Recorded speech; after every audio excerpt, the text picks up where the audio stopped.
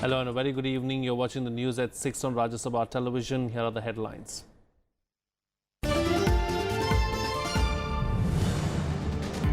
Election Commission demonstrates working of electronic voting machines, says voter verifiable paper audit trail systems will be mandatory in all future elections.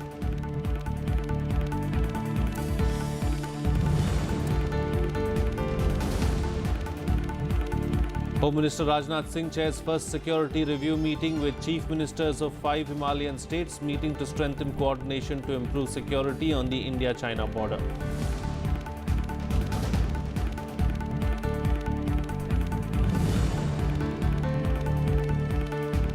Efforts continue to reopen Rishikesh-Badrinath highway. Hundreds of people stranded in Uttarakhand's Chamoli district resumed journey on alternate route.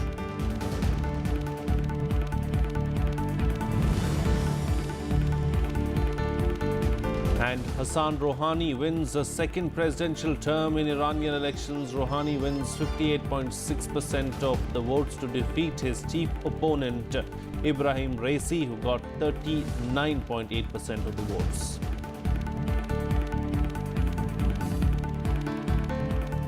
Well, the Election Commission of India has started a marathon exercise to convince voters and political parties that EVMs used for voting are foolproof and cannot be tampered with. The machines are not connected to the internet during the entire election process, so there is no scope of hacking either. The Commission conducted a demonstration before the media on Saturday, saying that all future elections will be held using the VVPAT system to ensure transparency. The Commission will also consider reducing human interference in the counting process and may consider all addition of votes polled by the machine itself.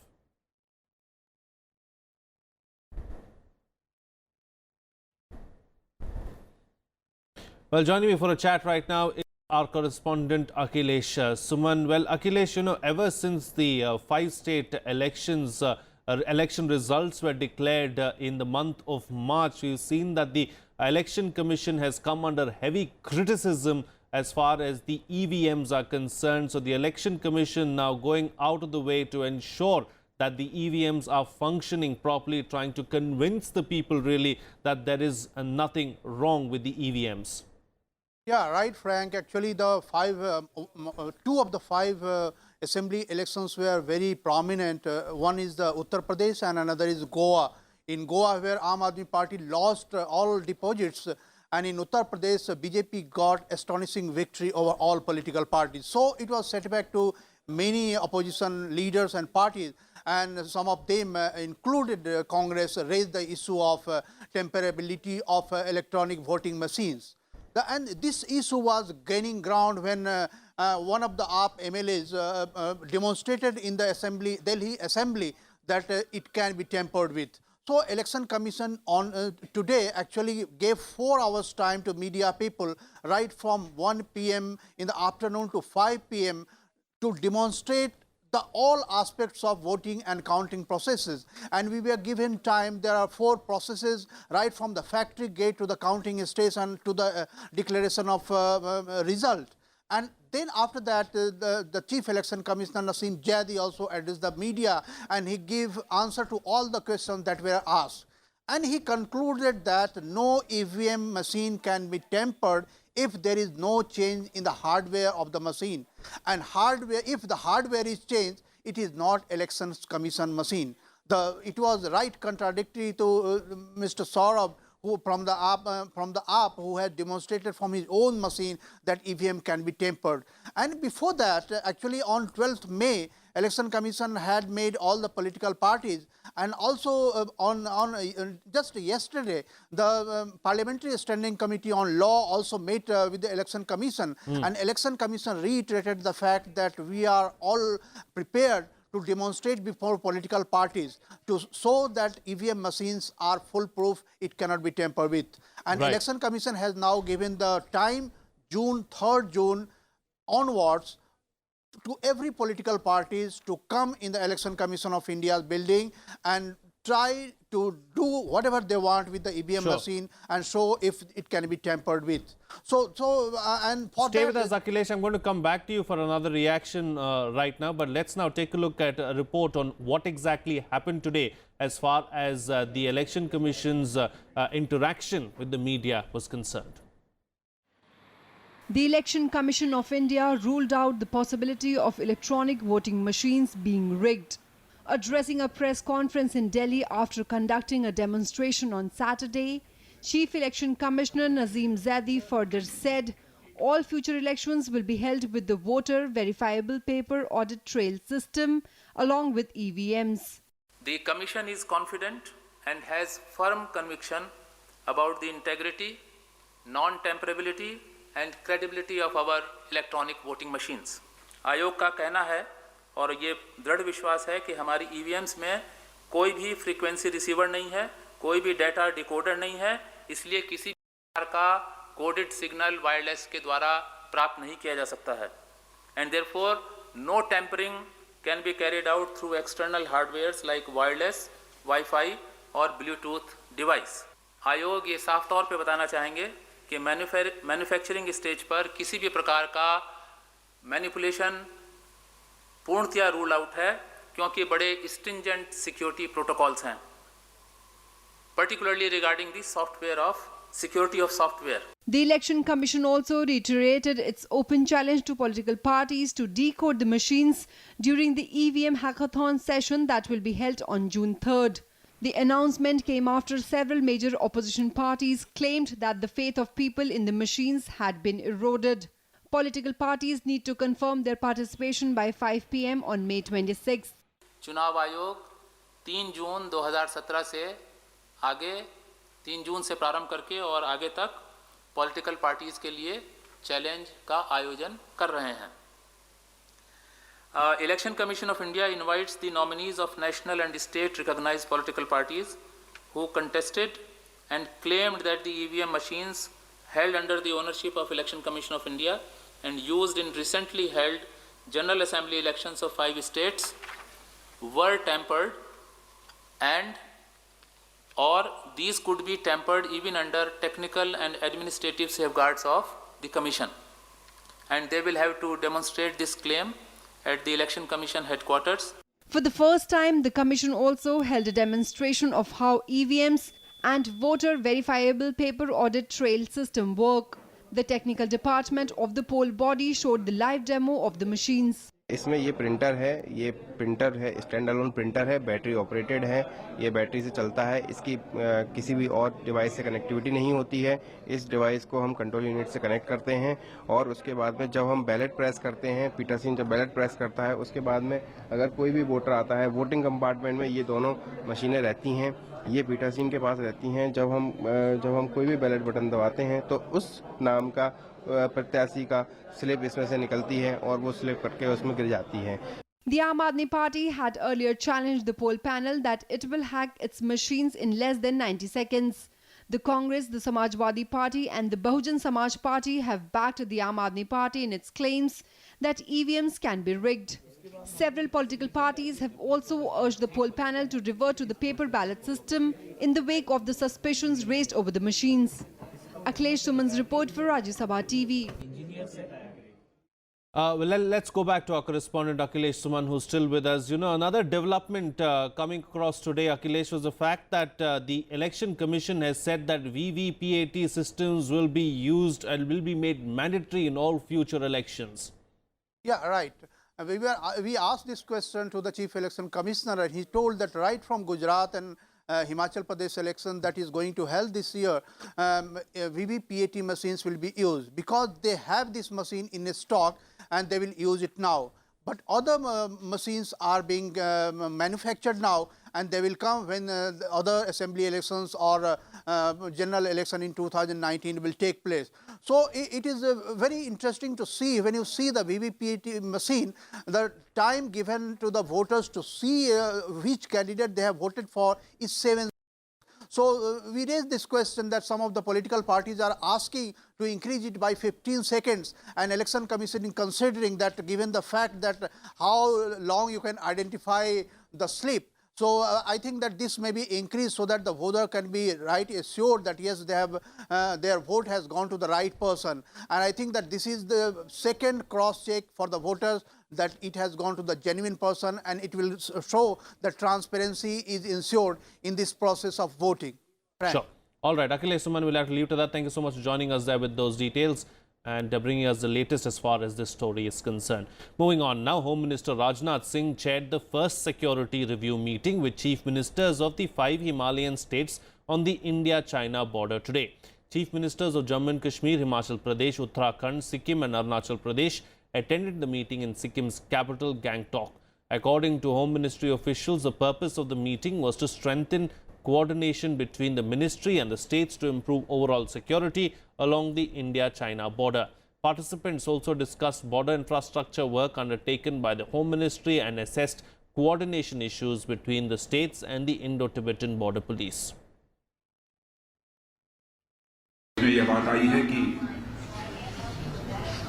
इस समय home ministry 27 सड़कें 27 roads ऐसी हैं जिनका निर्माण कार्य कर रहा है, जो 2019-20 तक पूरी हो जाएंगी।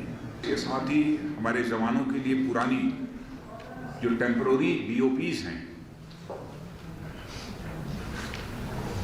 वहां पर बैरक टाइप एकोमोडेशन में permanent infrastructure with central heating and freeze proof toilets की योजना भी प्रपोज्ड है।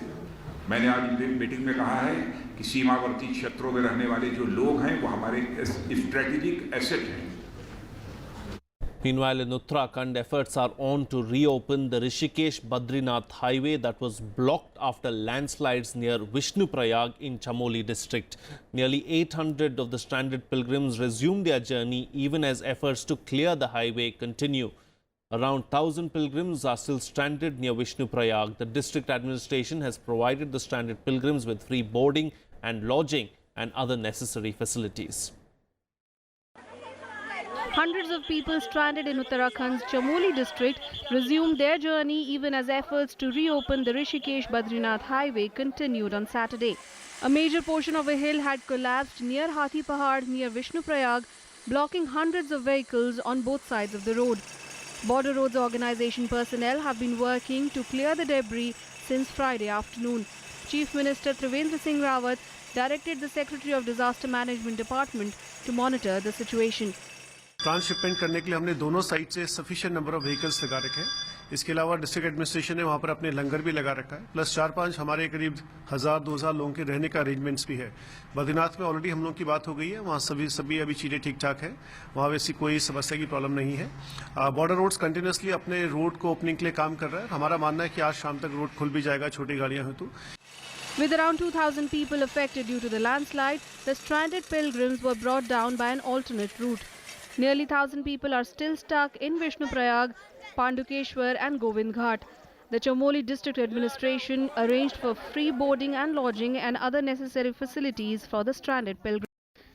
और जहाँ तक व्यवस्था का इशू है, हम लोगों ने यात्रा स्टार्ट कर दी है। बद्रीनाथ से हम लोगों ने यात्रियों को नीचे उतारना शुरू कर दिया। विष्णुप्रयाग से पहले एक रास्ता है, तो वहाँ से हमने घोड़े, खच्चर और कंडियों का इंतजाम कर दिया है और कुछ यात्री जो पैदल चलने में इच्छुक है वो भी आने के लिए तैयार हो गए हैं। Pilgrims who reached the Badrinath shrine have been stopped and asked not to take the return journey for the next 24 hours. CM साहब के लिए हम बार-बार धन्यवाद देते हैं कि उन्होंने इतनी अच्छी व्यवस्था करी है, जिसका कोई जवाब नहीं है। हमने रात को फोन किया, हमने जैसे ही रात को फोन किया, हमें तुरंत उन्होंने जवाब दिया कि आप कहाँ हैं। हमने कहा उनसे कि हम आपकी तहसील पर खड़े हुए हैं। बोले तुरंत उन्होंने आदमी भेज के खुद व्यवस्था करवाई।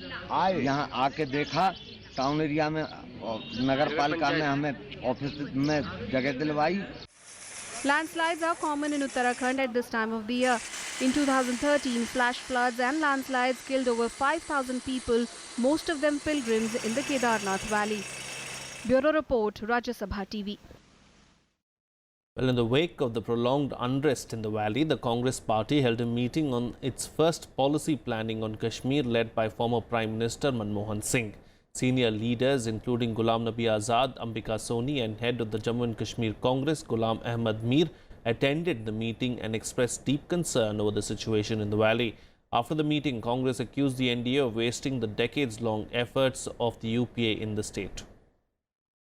इनिशियल रिमार्क्स के बाद हर एक मेंबर ने अपनी सोच बहुत फ्रीली और फ्रैंकली व्यक्त की और एक दूसरे की सोच से हमने अपने आप को परिचित करवाया और आज जो मौजूदा हालात हैं वादी में उन पर भी चिंता व्यक्त की और अपनी अपनी बात कही. All what was done during the UPA government of 10 years seems to have been washed away because if you all recall, there is a long history of initiatives taken at different levels by the UPA government and Congress leadership over the last 4 years.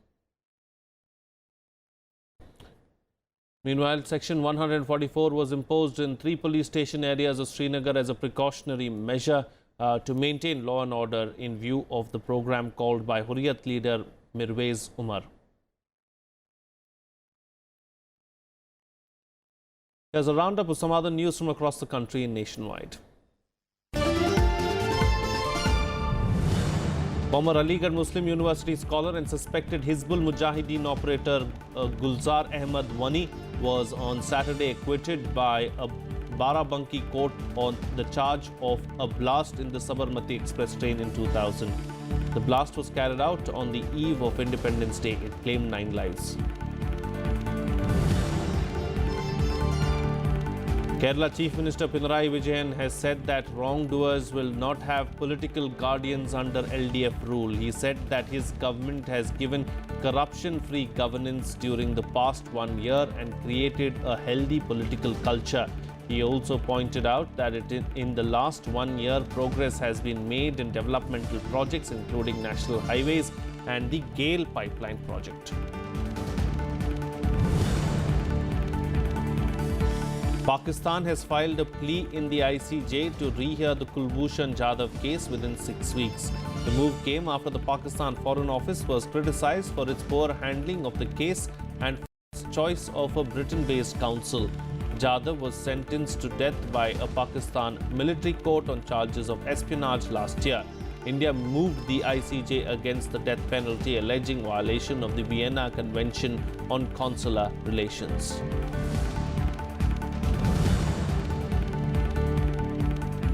The Enforcement Directorate has issued fresh summons to Narda News CEO Matthew Samuel in its money laundering probe after a sting operation showed several TMC leaders, including MPs and ministers, taking money. Samuel is not an accused in the ED FIR and the agency wants to quiz him just to get information about the sting.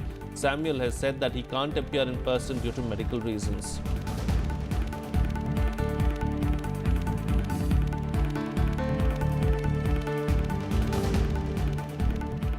Moving on to news from Iran now, where near-complete results show that President Hassan Rouhani has won a second term in office. Rouhani led with 58.6% of the vote compared with 39.8% for his main challenger, hardline Ibrahim Raisi. The result shows that Iran's electorate prefers the moderate reformist path over the rigid ideology and harsh social restrictions favored by the conservative clergy and security establishment.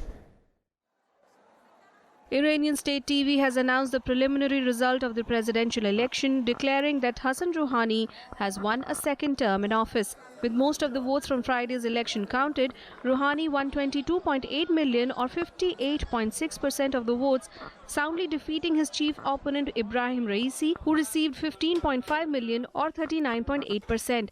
Turnout was heavy with more than 70%. Casting their votes.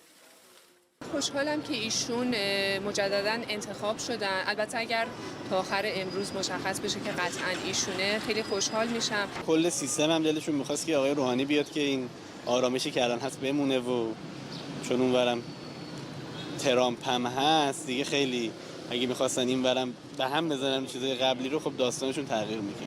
Rouhani's main challenger Ibrahim Raisi complained about alleged voting irregularities. A conservative cleric, Raisi accused Rouhani's supporters of acts of propaganda at voting booths, which are banned under electoral law. The election was seen as a verdict on Rouhani's moderate policies, specifically a 2015 deal with world powers to limit Iran's nuclear program. This is a very crucial moment for our country, actually, because we would like to make connection with an international community.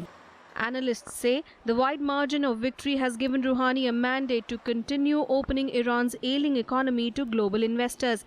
The nuclear deal did not translate into the economic revival as predicted because of lingering American sanctions. The resounding victory should also enable Rouhani to expand personal freedoms and strengthen the position of the moderate and reformist faction as the country prepares for the end of rule of the 78-year-old supreme leader Ayatollah Ali Khamenei. Bureau Report, Rajya Sabha TV. Well, US President Donald Trump arrived in Saudi Arabia on Saturday on his first foreign trip after taking office. Trump and his entourage were given a red carpet welcome from Saudi King at Riyadh. The US President was also presented with Saudi's top civilian honor. Saudi Arabia's king said that Trump's visit would strengthen cooperation between the two countries and help enhance global security. During the two-day visit in the country, Trump is expected to sign a major weapons deal, give a speech on Islam and discuss the battle against terrorism with more than 50 leaders. Trump's visit is seen as highly symbolic as he looks to repair Washington's ties with its closest Arab ally after they became frosty under former US President Barack Obama. Trump, who is facing heat back home over the firing of the FBI chief, is on a 9-day foreign trip. He will visit Israel and the Palestinian territories, Brussels, the Vatican and Sicily in the next leg of his trip. Let's now get you a roundup of the other international news and global buzz. Francisco Gutierrez was sworn as East Timor's fourth president. Gutierrez replaced Jose Maria de Vasconcelos after winning 57% votes. In the inauguration speech, the new president promised to serve all the people of the country and to fight against corruption. The new president is backed by one of the country's most influential figures and former President and Prime Minister Xanana Gusmão.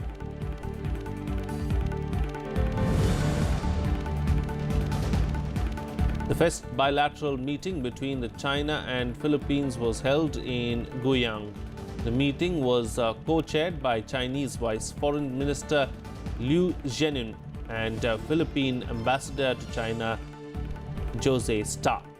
Earlier, the Chinese Foreign Ministry announced that the meeting aims to establish an institutional platform for dialogues on the South China Sea issues.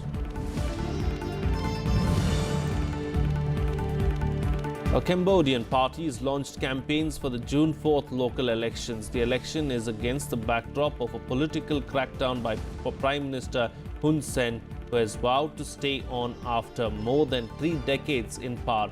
Hun Sen's main rival, opposition leader Kem Sokha, held a rally with thousands of supporters and promised to fight corruption and give more power to local authorities.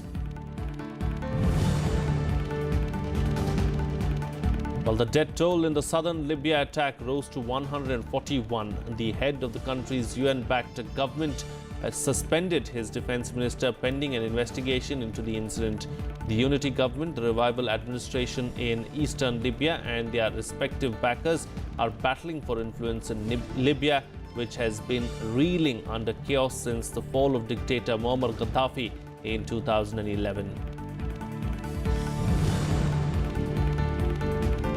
China denied US accusations that its jets flew too close to an American military aircraft patrolling the East China Sea. The US has complained to China through diplomatic and military channels. In a statement, the Chinese Defense Ministry said that the American plane was conducting surveillance over the northern part of the East China Sea, and the Chinese jets moved to identify and verify the plane in accordance with laws and regulations. Well, let's now shift focus and bring you up to speed with some sports news in Sports Beat. India's compound archery team won the World Cup in Shanghai by beating Colombia in the final. Abhishek Verma, Chinna Raju and Sridhar and Amanjeet Singh scored 226 against Colombia's 221. The Indians had a minor lead in the opening set with 58-57 on the board. India is seeded 4th in the tournament, and this was the first major competition after last year's Rio Olympics.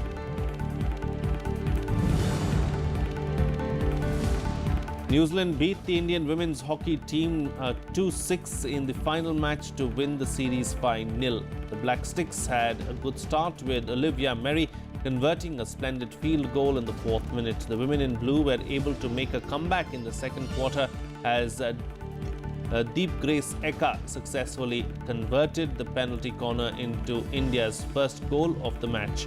But as the Indian team was looking to make a comeback, Pippa Hayward scored the third goal to take the score to 3-1. After this, India managed to score just one goal against New Zealand's next three.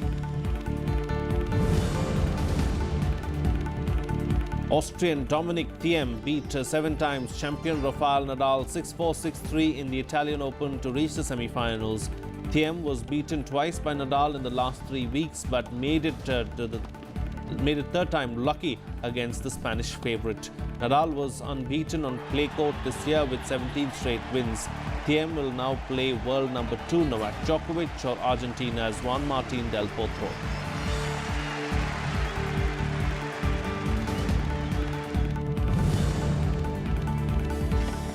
Meanwhile, Alexander Zverev beat Canadian Milos Raonic 7-6, 6-1 to reach the semi-finals of the Italian Open. 16th-seeded Zverev broke the Canadian 5th-seed serve twice in the opening set. Zverev will face John Isner of the United States in the semis, who beat 6th-seeded Marin Cilic 7-6, 2-6, 7-6 in a match to enter the semi-finals of the Italian Open. World number 24 Isner took 4 points off Cilic's serve in the tiebreaker to win it 7-6.